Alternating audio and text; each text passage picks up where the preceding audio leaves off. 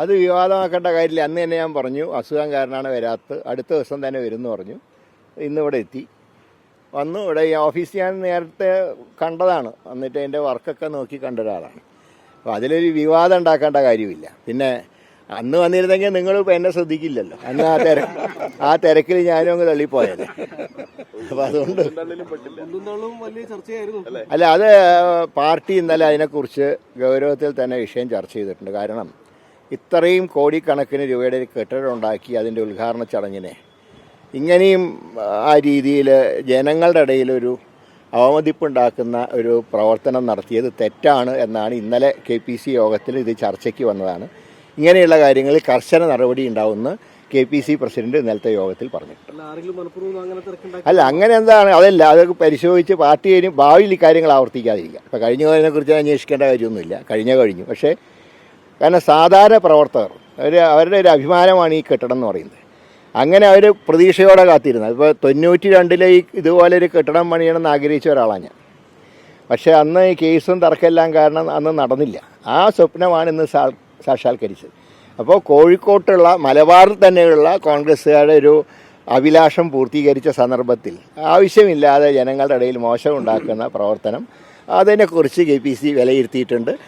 ഇതുപോലത്തെ സംഭവങ്ങൾ ഭാവിയിൽ ആവർത്തിക്കാതിരിക്കാൻ പാർട്ടി ശ്രദ്ധിക്കുന്നതാണെന്ന് ഇന്നലെ KPC പ്രസിഡന്റ് എന്നെ യോഗത്തിൽ സൂചിപ്പിച്ചിട്ടുണ്ട്. തീർച്ചയായിട്ടും. കാരണം നമ്മുടെ ഓരോ നിമിഷവും ഒരു എന്താ പറയേണ്ടത്, ഒരു സിനിമയിലെ പോലെ തന്നെയാണ്. വീട്ടിൽ നിന്ന് പുറത്തിറങ്ങിയാൽ ഓരോ ചലനങ്ങളും നമ്മുടെ ചലനങ്ങൾ വീക്ഷിക്കുന്നവർ നമ്മുടെ ചുറ്റുപാടുണ്ട്. പഴയ കാലം പോലെയല്ല. അപ്പോൾ അതുകൊണ്ട് എല്ലാവരും ജാഗ്രത പാലിക്കേണ്ടതാണ്, എല്ലാ പൊതുപ്രവർത്തകരും.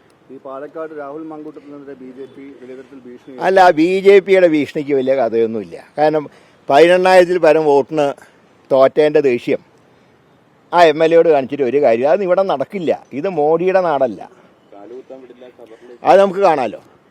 അങ്ങനെ നോക്കുകയാണെങ്കിൽ ഒരു BJP നേതാക്കന്മാരും മര്യാദയ്ക്ക് നടക്കില്ല. അതിനുള്ള കഴിവൊക്കെ കേരളത്തിൽ പാർട്ടിക്കുണ്ട്. അത് അവരുടെ സങ്കുചിത മനസ്ഥിതിയാണ്. ഒരു കാര്യം മനസ്സിലാക്കേണ്ടത്, മുസ്ലിം ജനവിഭാഗത്തിനോട് ഇന്ത്യയിൽ മൊത്തത്തിലും ക്രൈസ്തവരോട് കേരളത്തിന് പുറത്തും ഒരേ മനോഭാവമാണ് BJPക്കുള്ളത്. അത് എല്ലാവരും കണ്ട് മനസ്സിലാക്കേണ്ട കാര്യമാണ്. ഇവിടെ കാണിക്കുന്ന ക്രൈസ്തവരോടുള്ള സ്നേഹം കേരളത്തിന് പുറത്തില്ല. എന്നിട്ടും തന്നെ ഇടയ്ക്കിടയ്ക്ക് അത് തേർത്തി വരുന്നുണ്ട്. ഇപ്പോൾ അതിൻ്റെ ഉദാഹരണമാണ് ജബൽപൂരിലെ സംഭവം. ഒരു ഫാദറെ കയറി തല്ലിയത്, അത് RSSകാരാണ് തല്ലിയത്. രണ്ടാമത് ഒഡീസയിലെ പള്ളി കയറിയിട്ട് ആക്രമിച്ച പോലീസാണ്. അവിടുത്തെ ഒറീസയിലെ BJP സർക്കാരിൻ്റെ പോലീസാണ്.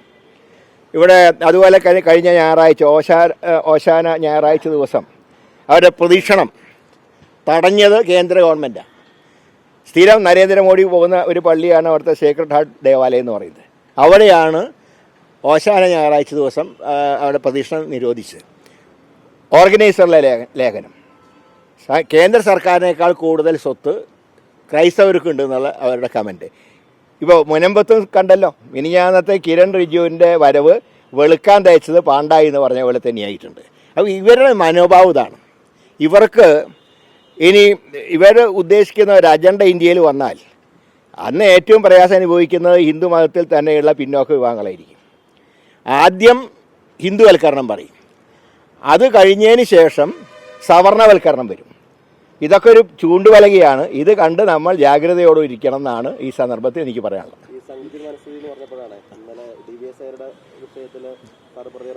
അത് ഞാൻ പറഞ്ഞിട്ടുണ്ട്. പക്ഷേ അതിനെക്കുറിച്ച് എൻ്റെ മനസ്സിനെ കുറിച്ച് മാർക്കിടാൻ രാകേഷിനാരും ചുമതലപ്പെടുത്തിയിട്ടില്ല. പക്ഷേ ഇന്നലെ മുഖ്യമന്ത്രി സ്ത്രീത്വത്തിനെ കുറിച്ച് കൂടുതൽ വാചാലനായിട്ടുണ്ട്. അതിന് ഞാൻ മറുപടി പറയാം. ബാക്കിയുള്ള ഞാൻ ഇന്നലെ പറഞ്ഞത് തന്നെ അത് ഒരു മാറ്റമില്ല. മുഖ്യമന്ത്രി പറഞ്ഞതിനെക്കുറിച്ച് ഞാൻ പറയുന്നത്, സ്വന്തം മകൻ 51 വെട്ടേറ്റ് മരിച്ചു കിടക്കുന്ന കാഴ്ച കാണേണ്ടി വന്ന TP ചന്ദ്രശേഖരൻ്റെ അമ്മയും ഒരു സ്ത്രീയായിരുന്നു. സ്വന്തം ഭർത്താവിനെ 51 വെട്ടുവെട്ടി കൊന്ന് വിധവയാക്കപ്പെട്ട KK രമയും ഒരു വനിതയാണ്, ഒരു സ്ത്രീയാണ്.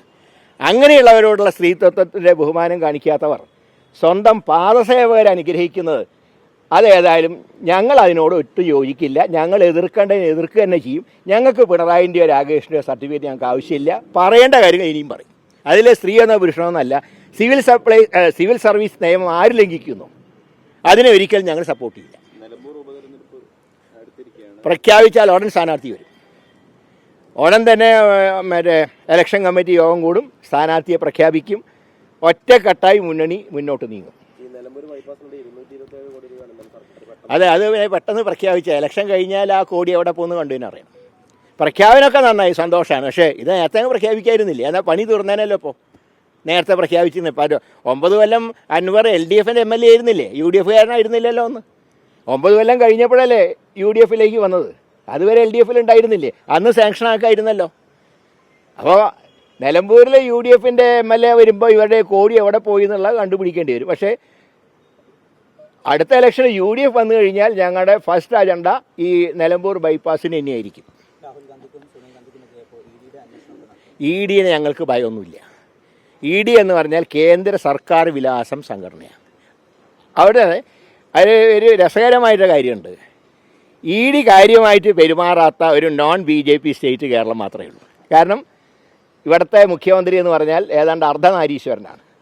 പകുതി BJPയും പകുതി CPMുമാണ്. അതുകൊണ്ട് കേരളം ഒഴികെ ബാക്കി എല്ലാ സ്റ്റേറ്റിലും, ഇപ്പോൾ കേജ്രിവാളിൻ്റെ കേസിലാണെങ്കിലും അതുപോലെ തന്നെ ജാർഖണ്ഡിലൊക്കെ ഒരു നോൺ BJP മുഖ്യമന്ത്രിമാരോട് കാണിക്കുന്ന എല്ലാ ദ്രോഹവും ഒരു കാണിക്കാറുണ്ട്, കേരളത്തിലൊഴികെ. അതുകൊണ്ട് ED ഞങ്ങൾക്ക് വലിയ പേടിയൊന്നുമില്ല. അതുകൊണ്ട് രാഹുൽ ഗാന്ധിയുടെ ഇമേജ് തറക്കാനൊന്നും ഒരു EDയും കേടിയും വളർന്നിട്ടില്ല.